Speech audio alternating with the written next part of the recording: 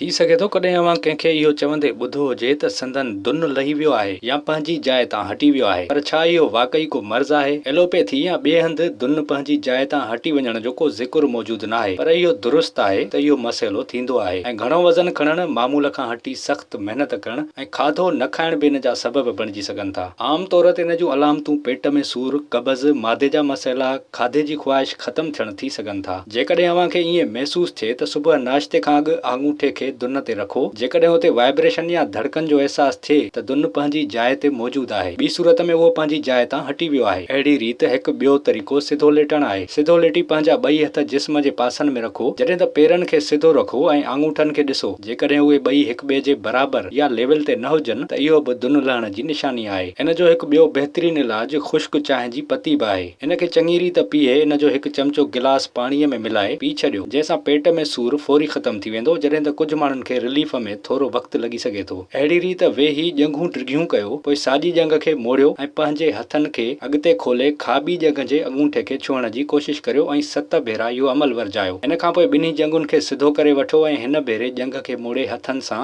साॼी ॼंघ खां अंगूठा छुहो। इहो अमल बि 7 भेरा वर्जायो। इन वर्ज़िश सां दुन पंहिंजी जाइ ते वापसि अची वेंदो। हिकु ॿियो तरीक़ो मुतासिर हिसे में मालिश करण आहे, जंहिंसां पेट जो सूर घटिजी वेंदो ऐं दुन बि कुझु ॾींहंनि में पंहिंजी जाइ ते अची वेंदो। विज़िट कयो अवामी आवाज़ मीडिया ग्रुप जी वेबसाइट awamiawaz.pk